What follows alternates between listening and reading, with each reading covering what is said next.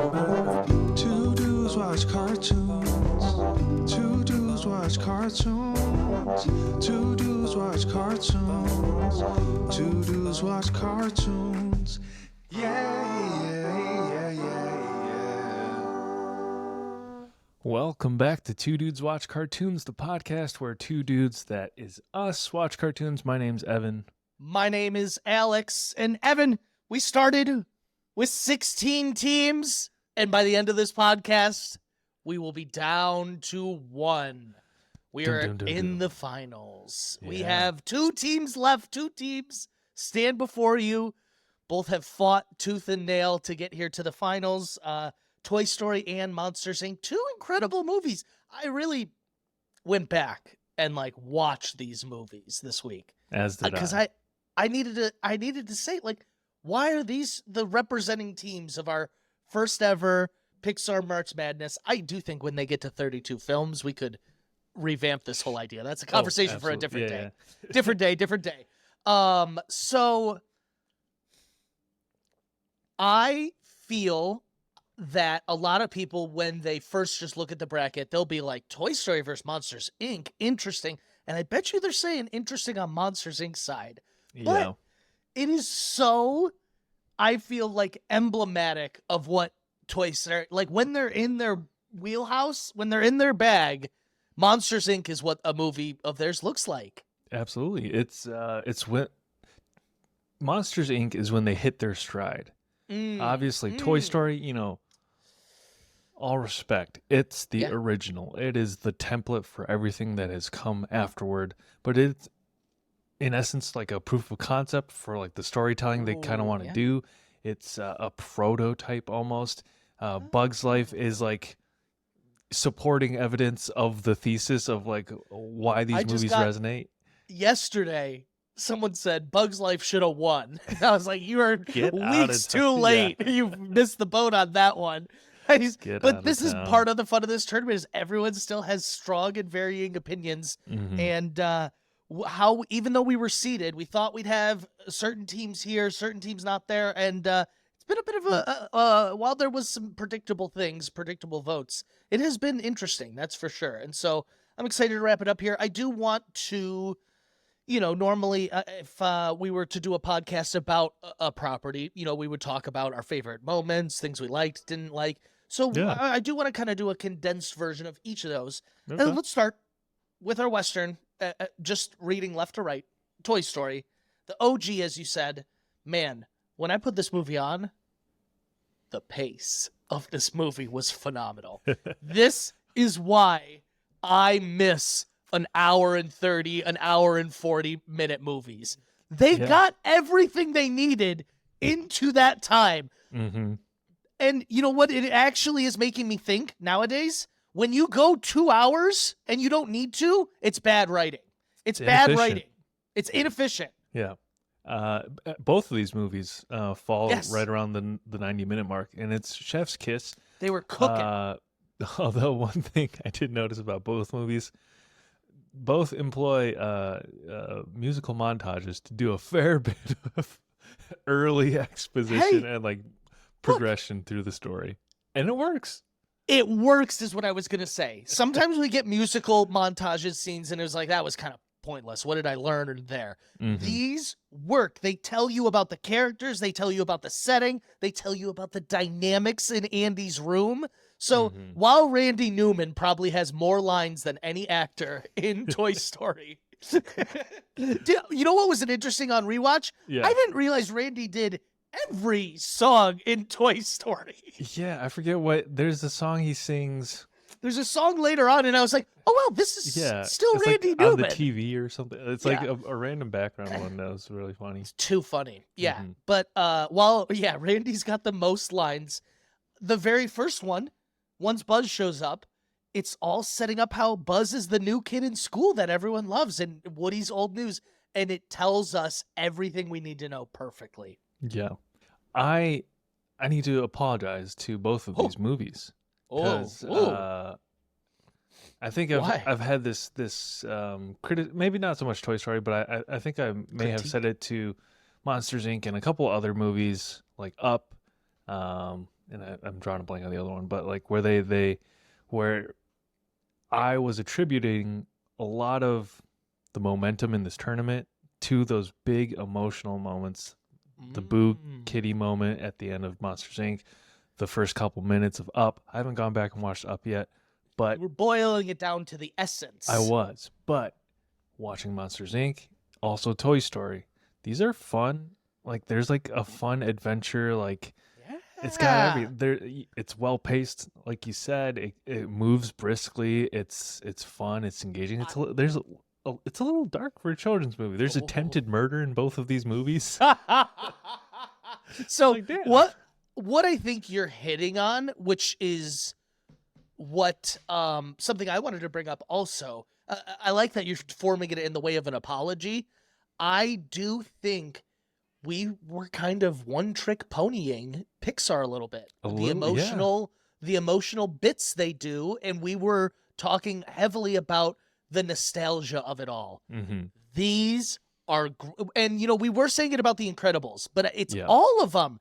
These are great films, not just movies, not just animated movies. These are great films from top to bottom. Yeah.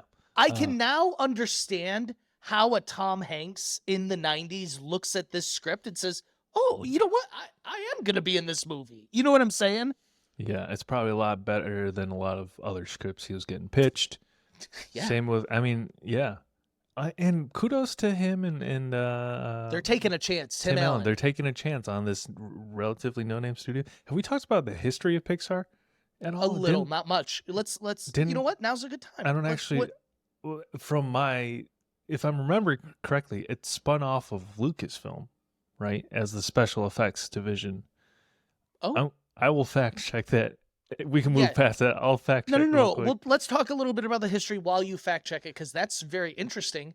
One thing that I saw in not all of these, but the early ones, Steve Jobs is a producer on a lot of these. Okay. That really threw me for a loop. Like, whoa, what's Steve doing here? But then also the fun tidbit and factoid that I feel like everyone knows is a lot of the animators were in the same animation class, and they were in a classroom, and the classroom was A113. And if you look in any Pixar movie, you can find that sequence A113 of numbers. It appears in every Pixar movie. And are you ready for this take? I think Pixar with these Easter eggs and connections. Oh, Finding Nemo is in Boo. That is what spun this whole generation of meta jokes and commentary. Yeah.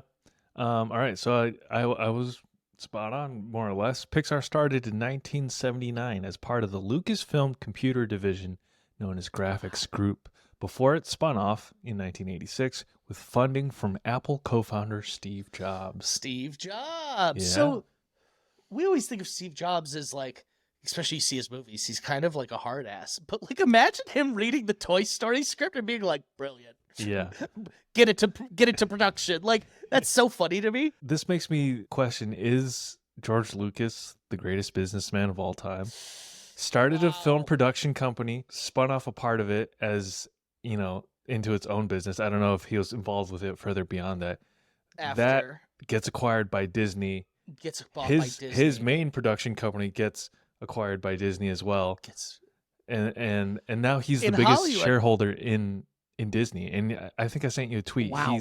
He's leading the defense against there's like a succession coup happening among there's like some rogue investors trying to take over the board. And George Lucas is standing firm by Bob Iger, and they both have impeccable records. Are you telling me George Lucas is the Kendall Roy of Disney right now? Yeah, but he's successful.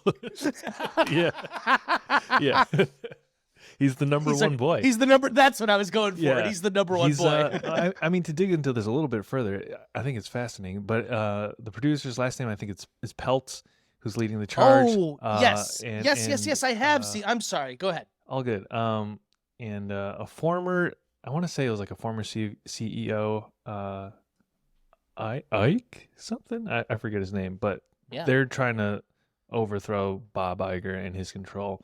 and their this Peltz's guy main complaint is like, why do all my movies have to be woke and blah blah blah, and so Disney went clapped back. They clapped back. They're like, there's like all black cast, Black Panther. They're bullet pointing their words, his complaints, and like, why does it have to be all black cast? Why does it have to be all women? And it's just like the box office numbers of Black Panther, of Captain Marvel, just like billions and billions and billions. And it's like Bob Iger, George Lucas, and like the current. Why am I standing Disney's board right now?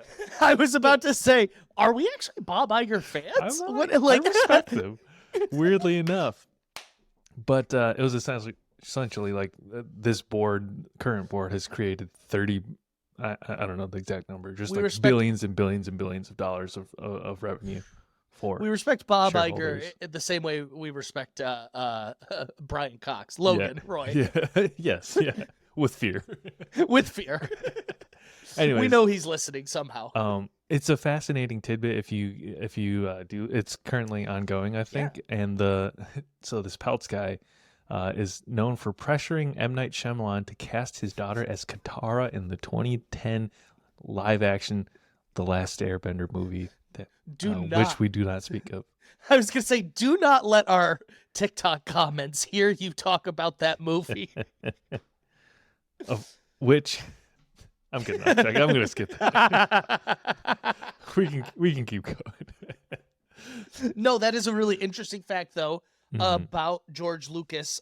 In Hollywood, it's got to be one of the most successful, like, start to finish. You know what I mean? Like you were saying. So, good on him.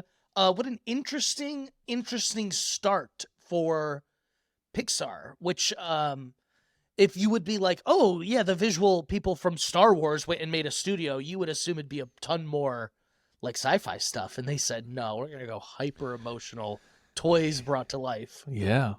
And it is interesting because I do think Lucasfilm in maybe early aughts had tried to do some CGI stuff that didn't really take off, but hey, it all worked out in the end. Worked out how it was supposed to work out. So back to this all started because we were talking about the plot of Toy Story. So back to Toy Story. My bad. No, you're fine. No, it's all interesting.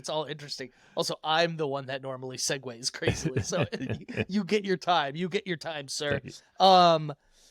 So with Toy Story, like I was saying, I think we were attributing the up moment, the kitty, the boo, the Finding Nemo, the big moments to each of these movies. But Toy Story, top to bottom, is hilarious. This is my first time I've ever had the closed captioning on while watching Toy Story, because I'll be honest, I'm not a caption guy. I don't really like them. Nikki's the one that likes them, so it's new in my life. I will say it has changed some lines. Did you know he calls him, hey, light beer? He calls him light beer. Yeah. And I was like, that's crazy. I was like 5 years old watching this. Like nowadays, parents, I'm not kidding. I think parents nowadays would be like, oh, I can't believe they say that in a kid's movie. Closed captions is a game changer. I was also a convert, and I'm into it now. Yeah. It's mostly because I want to watch TV quietly. And so I was going to say, I know why you're doing it. I just have that problem they talk about where like I get too lost in it and I realize I'm not watching the characters anymore. And I hate that. Or you'll read the punchline before it happens. I'll turn it off for comedy. It's someone out there needs to create a closed captioning system that is timed appropriately for comedy. I think they will make $1 million off that idea. Oh yeah. Because it's terrible. But so anyways, just reading this, it made me realize this is a really solid screenplay. Like every aspect of this movie at the time, the computer, and you know what? We were ragging on how the animation looked dated. It's pretty good for like, I was sitting there being like, this was like 1999 or whatever it was. I was like, this is pretty crazy, actually. Like the scales on the dinosaur, like he's a toy. He looks plasticky, scaly. If that, like, that's pretty good. Yes, it's good. Yeah. And the difference between Monsters Inc. and Toy Story doesn't seem that drastic. not drastic, but there is an improvement. I don't know they would have nailed such a furry character in Toy Story. You know what I mean? True. The only instance where it stands out in both, in both movies is the human characters. I don't know what. So this is what I mean. I don't know. They were going for some sense of realism with the humans, I think. And that's why they look super fucked up, and they all sort of have the same character model. They all have the same character through Monsters Inc. Yeah. Do you think that's why Sid in the first one is so terrifying? Because I remember being. I mean, even Andy is. Like, Andy's a monster. True.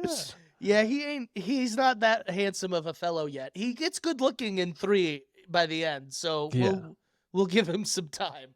But no, I totally get what you mean. But you watch these later Toy Stories, like Toy Story 4, and the animation is absolutely gorgeous. It's stunning to me. Yeah, so they veered away from doing this sort of semi-realistic rendering of human characters in later movies, which is I applaud, because they clearly have the eye for great character design in all of these movies. And I like that they started to abstract the human ones a little more, but there are some seriously ugly kids in Monsters Inc. I think the last kid that Kitty Mike Wazowski is telling a joke to, I was like, "What? This kid's fucked up, dude." It's the end of the movie. They were like, "Just get a kid in there, hurry." I think most of the background children, because we really don't spend much time with them, but I think Boo looks fine. Yeah, Boo looks good. I think Boo is one of the all-time best Pixar characters. What do you think about that? Yeah. I agree. Who's the most powerful Pixar character? Who could take on Shaggy or Goku? Or One Who's the most powerful? I mean, so your mind jumps to The Incredibles, but let's be real. None of them are taking Goku. So I will say Buzz and Woody take some hard falls. Like, if I could have the toys as an army, they would do some damage. But even then, they're going to melt and whatnot. Shoot, who's the most powerful? Do you have an answer to this? I don't. Okay. We can marinate You know what? on that one. You know what? I bet it's one of the monsters. Yeah, in like a video game setting, the popping in and out of doors would be sweet as like a function. We haven't gotten there, but that's the part of the movie where I was like, when they fly back into the door room, because I know where it's going and coming, and you just get that scene. I go, this movie's fucking lit. I literally said that. I go, well, what I really appreciate about Pixar, and maybe this is a flaw in nowadays, is you get the door element, but someone was like, where are all these doors? Do they open when they're in storage? Like, you know what I mean? Someone asked the hard questions, and they were like, that's great. What if we do the closing scene there? Like, they took this nonsensical idea of they can teleport into any door, and they added a sense of realism, like the delivery system to the doors. Yeah, it's great. There's some really awesome set pieces in Monsters Inc. Yes. And there's one in particular that I was like, I don't know why, but I get the feeling that this was in some sort of GameCube game version of this, when he's sliding down the mountain coming from the Yeti's cave. It's like a browser game I can picture. Yeah. That's funny. Man. But also, like you said, this was an adventure. When we were with the Yeti, once again, I was like, wow, we're so far off. Like, by all intents and purposes, they should be trapped here. You know what I'm saying? Like, this movie's nuts. And so, but on the scale of monsters to whole world, toys to bigger world, Toy Story did a lot of similar things. Like, Buzz and Woody going to a gas station and an arcade.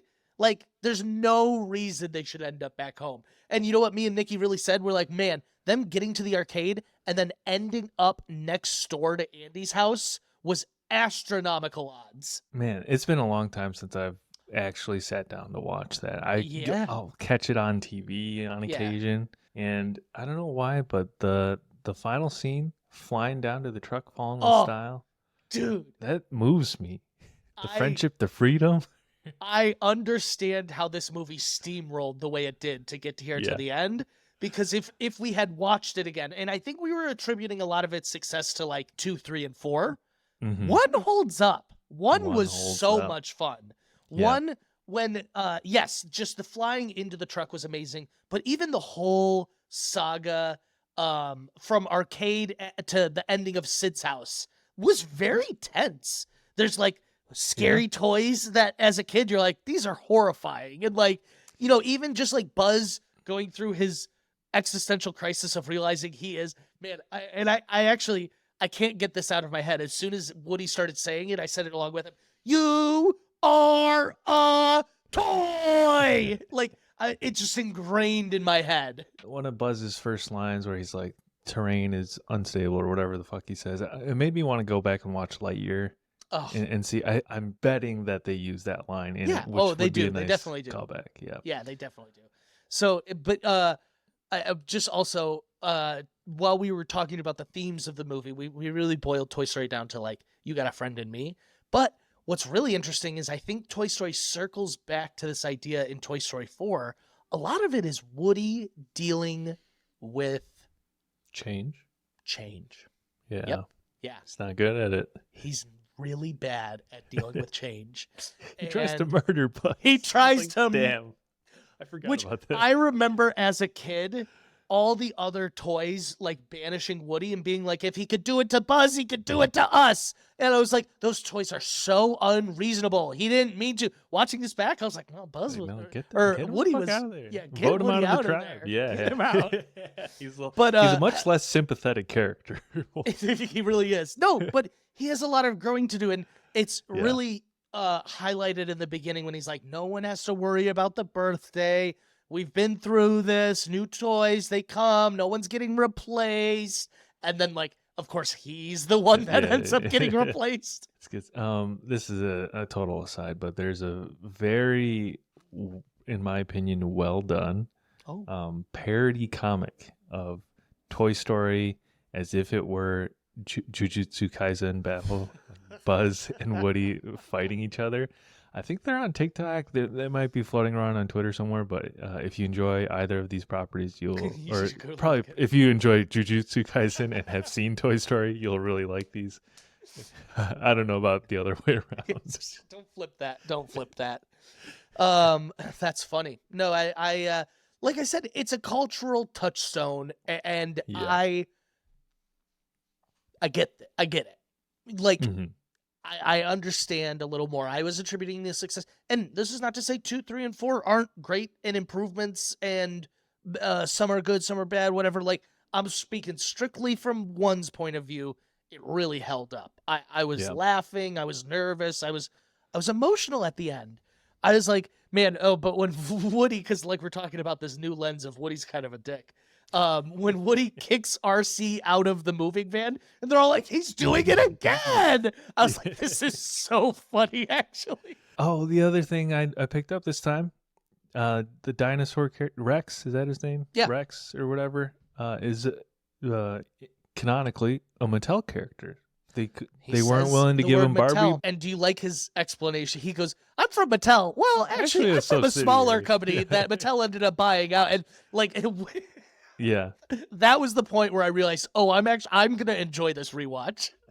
One thing I did want to look at as we compare these two franchises in the finals, we did leave it open-ended whether listeners should or could consider the entire franchise or just these individual movies. But as a note for your consideration, even though the voting's already completed, results can't be affected. I thought we should examine the total box office take of each respective franchise. Yeah. Oh, good call. So there's 2 to 4 movies, but yeah. Yeah. So Toy Story, if we loop in Lightyear as well, there's a total of 5 movies, $720 million. Oh no, that's the budget. Shit.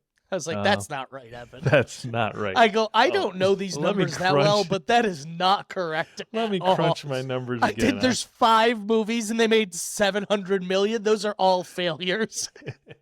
All right. One moment. No, you're good. And I think an important thing you just made is while Lightyear is not like Toy Story 5, I do think it like speaks to the impact. Buzz Lightyear also had his own TV show. How many other Pixar things had their own TV shows? Yeah. All right. I may need your help real quick. Okay. And just note down a quick number. So Toy Story. Hold on. Uh, Am I taking totals? no. I just need you to jot. I'll do the crunching, and then you just jot them down. Tell me when to jot. All right. So Toy Story worldwide box office gross $3.269 billion, and a couple more decimals after that, divided by the 5 movies in the franchise is 653.8 million on average. Yeah, on average between the 5 movies. Between the 5 films, but massive number still. Monsters Inc. has 2 entries, 1.306 billion worldwide box office take, divided by the 2 entries is 653 million. That's actually impressive. I wonder if you take Lightyear out of there, if that skews it, maybe. It shoots it up. It shoots it way up. Yeah, they got a that is an interesting stat though. But okay, this is a good transition to move over to Toy Story. Congratulations, you earned your spot in this finals. We never were saying you didn't, but we were a little surprised at how well you were doing. I get it now. I get it. I totally get it. Super enjoyable. Will watch again. I think honestly, and I know we talk about this, could be an amazing first movie, like for someone to see, if that makes sense. Yeah. It's just voila, Absolutely. 10 out of 10. There are some scary parts towards the end. I was a little scared. Yeah, it's spooky. Sid's a fucked up kid. The dog. What do you think was scarier, Toy Story or Monsters Inc? Maybe Monsters Inc.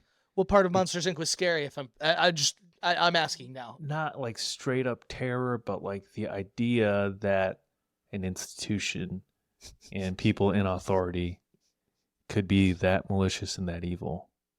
What? Yeah. You were worried about corporate greed after Toy Story? Yeah. What's this boss's name? Oh, Waternoose, which is like such an Waternoose. old money, like Vanderbilt, Waternoose. Like it's such an old money name for like energy. It's pretty classic. So Evan says the fears of capitalism are edged out him as a child. Yeah. I think as a kid, I was more scared of Toy Story. Okay, Maybe that's that was fair. what I was trying to clarify. All right. Because the institution failed them all. All the monsters. So I did, moving on to Monsters. I'm sorry, that was funny. Moving on to Monsters, Inc. I really liked watching it again with this new lens I had of like fear of the unknown as the theme. And once again, a fantastic fucking film. Not movie, not animated movie, not Pixar movie. Film, top to bottom. This movie, I will say, was way more funny, I think. Oh, yeah, absolutely. 10 times more funny. They were packing in jokes here, left and right. They even throw in bad stand-up, and it's hilarious. It's like the Monsters Inc. is outright like a comedy through and through. Yeah, and a little bit of comedy of errors, a little bit of Shakespeare in there, too. Oh, I meant to ask you on Toy Story. Who's your favorite character in Toy Story? I got a soft spot for Buzz. Yeah. The Boy Scout. Oh, interesting. Yeah. It's funny how squeaky clean Buzz does come out of this. Like, he didn't do anything wrong. You know what I'm saying? True. Yeah. Woody was who's yours? total jackass throughout this whole Woody's movie. an asshole. I did not remember that about this movie. So, I would probably venture to say, like, as a kid to an adult, Buzz would be my favorite too. But if we're gonna talk like most improved, like character I didn't like to this time, I'm like, damn, they write everything they say. Slinky Dog or Mr. Potato Head too. Just that group, I think. I was very down on them. I'm like, they betrayed Buzz. But as I mentioned, this time I was like, Buzz, or excuse me, they betrayed Woody. But this time around, I was like, Woody kind of deserved it. It's a great ensemble cast. It is. It is. The voices they run deep. The voices are good. Even the army men, they have like one scene. They're hilarious. So a lot of good characters. But I think that translates over to Monsters, Inc. Really deep set of fun characters. Like even the guy who gets the sock on him twice. 2319 or whatever they say, and they shave him down and they buzz him. Like that shit was hilarious to me as a kid. Yeah. Monsters Inc.'s got a lot of really great characters, and one that I was a little scared of as a kid, but I really appreciated this time around was Randall. Let's talk about the corporate greed of it all. Like, my man's just trying to get a promotion. You know what I'm saying? He's tired of being number 2. Yeah, I'm telling you, it's the institution. It's capitalism, man. That's the villain. What I really appreciated about Randall is I was like scared of him as a kid, but watching him being able to move kind of on floor and walls and turn invisible, he might be a contender for one of our most powerful. Like, he's taken down anyone in The Incredibles. When he's choking Sully? Yeah. Ooh. Sully's huge. You know what I'm saying? Like, Randall, for me, like, I know this is not, we're not anime Jujutsu Kaisen, but power scaling, I really underrated Randall in it all. He's slick. The one thing about that fight, I love that we're dissecting it as an anime. It just struck me as funny that all Sully needed was the snowball to hit Randall in the face. It's like as if he can't feel him wrapping around his neck. Well, I will contend then he knew where his face was, which is what he needed to bash. Okay. This is what I'm saying is the power of invisibility. Actually, I think I'm convinced. If you are like a baseline decent fighter, invisibility might be one of the most powerful powers there is then. Yeah. I think it's a good one. And he's fast. He's not slow. Like, I mean, shit, we're talking weaklings. I think Boo could beat Mike Wazowski. I think she did. Yeah, I mean, she, in universe, is essentially an infinite power source. You know what? We need to talk about the implications of children's sun? screaming being infinite supply of power. Yeah. Because let's say human beings on Earth found an animal that could produce power through screams. You're telling me they wouldn't have made that suction fucking screaming thing and put every chicken known to Earth in it? That's the plot of the recent Teenage Mutant Ninja Turtles movie. They're gonna milk them. They're gonna milk them. They're gonna milk them. To me, it struck me as like one of those like you ever remember in like elementary school they'd always say like, actually it would be on the back of like a popsicle stick. It takes more muscles to frown than it does to smile. It was like one of those things to me. Just from knowing my own body. Oh, yeah. Oh, 100%. 100%. But from knowing my own body, that does not make sense. My face is resting when I frown. It is not resting right now. I can feel the muscles working. And, are you ready for this? Say that is true. Shouldn't you want to be working out your fucking face? Use more muscle. I guess, yeah. Debunked it twice over. This, though, was a very good example, and I touched on it before in the themes one, where it's like they were so scared of these things, but then in the end, laughter worked as well. Like, you know what I mean? It was really like such a symbolic way of overcoming your fear of things that are unknown to you. Laughter is the best medicine. Infinite power source. Laughter is the best medicine, and it's an infinite power source. Boo might be the most powerful Pixar character of all time. Then. In the monster universe, yeah. Oh, and you know what, though? I always felt like the laughter bit kind of came out of left field almost, but they do hint at it. Like, Boo shuts down a whole city block when she starts laughing in Mike and Sully's apartment. I mean, I love the names, laying out, too. That's the premise of the movie.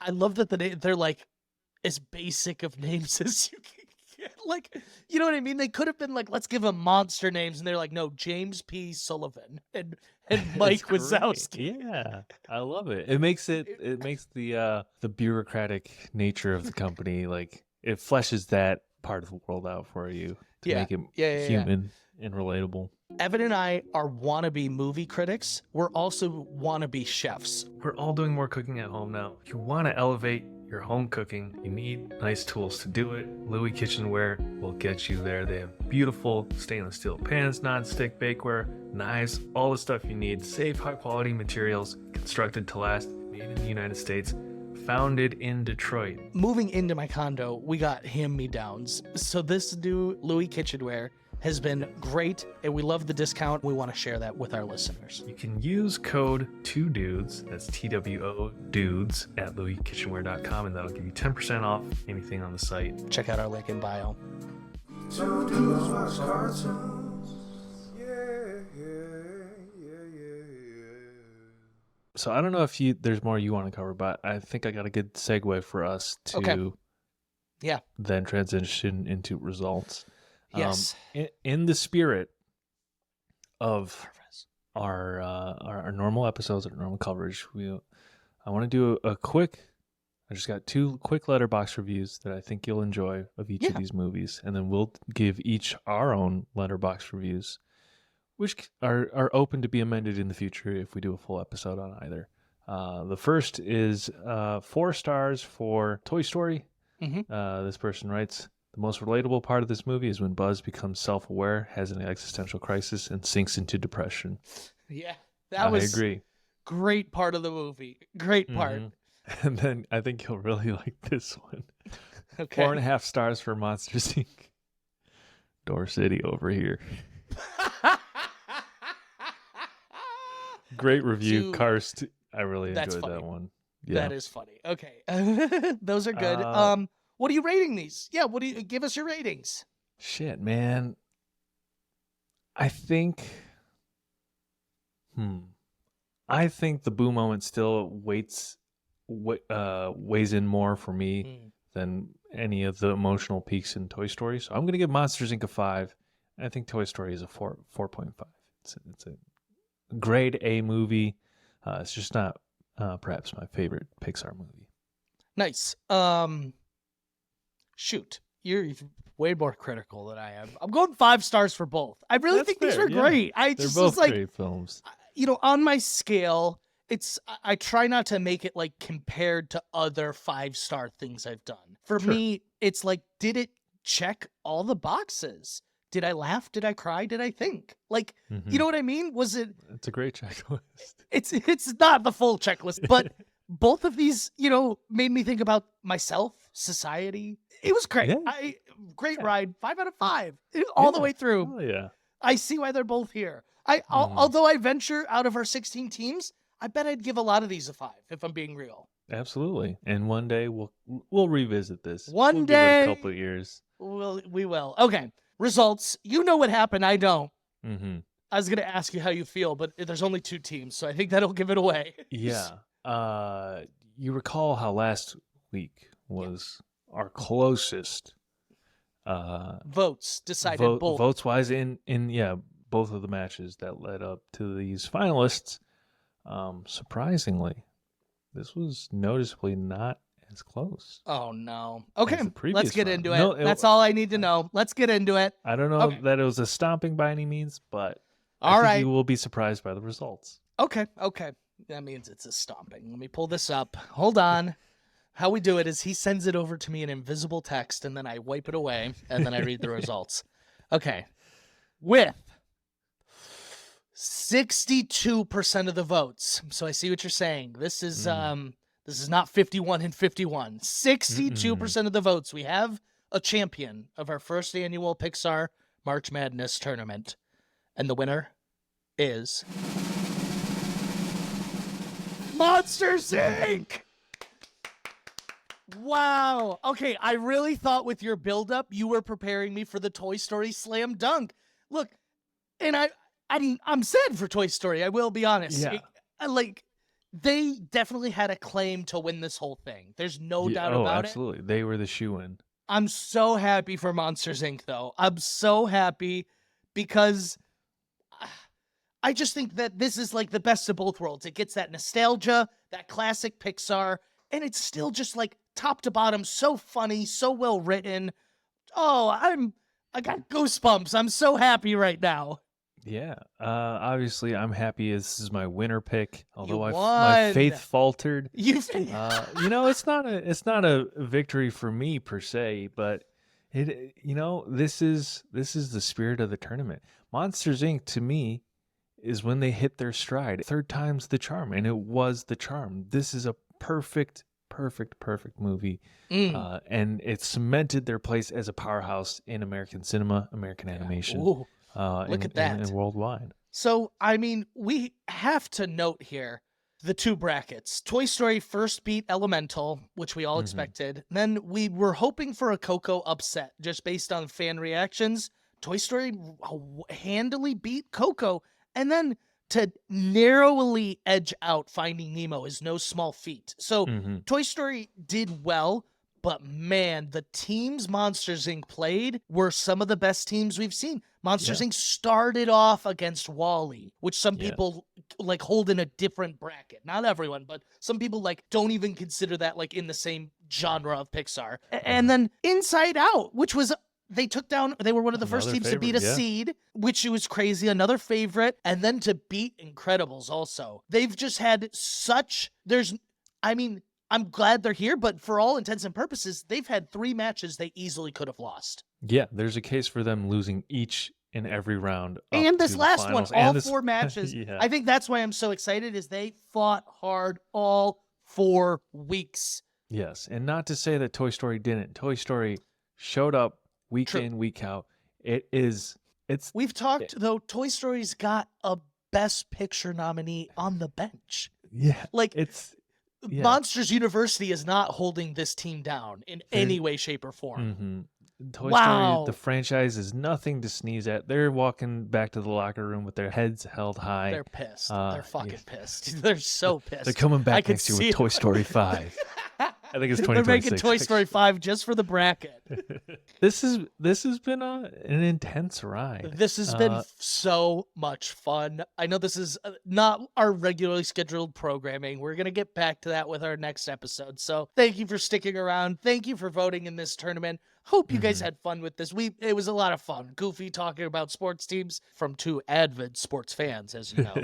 And so this was our March Madness. We got to have some fun with the tournament style. And I not to let my sports side show, but I love single elimination tournaments for this reason. Anything can happen. It only takes one good day or one bad day for a team. Hey, if you love the result, let us know on Instagram or TikTok or Twitter. And if you vehemently disagree with it, let us know. Hit us up in our DMs. I will say also, this is a horrible place to do this at the very end. We have had like such an outpour from everyone this month, like watching it, casual people, regular people, and like what a fun time. I do want to tease, I think is probably what I'll do. Me and Evan are working on maybe trying to get a little community together where we can all talk about these things together. So if that interests you, keep your ears open. We've been hearing from you, and we want to, take the conversation to the next level. Taking it back all the way to our episode about Scott Pilgrim with our great guest, Gideon. He said, I really enjoyed coming on because I don't have many people to talk about these things with. Like, it's a very niche love that we have. So hopefully we can bring that to more people here soon. Just keep an eye and an ear out. I don't think it's a niche interest, right? I think it's less common for us as adults to talk about animation with other adults, and that is the fucking mission of the pod, man. That's what we're trying That's why we to started cultivate. this thing. So yeah. Thanks for watching, thanks for listening, thanks for voting, and we will what are we doing next? I don't even know. Should we say? Black we never Cauldron. say. Black Cauldron. Oh, let's not say. We're We're doing Black Cauldron next. That'll do it for this episode of Two Dudes Watch Cartoons. We will catch you next time. Two dudes watch cartoons.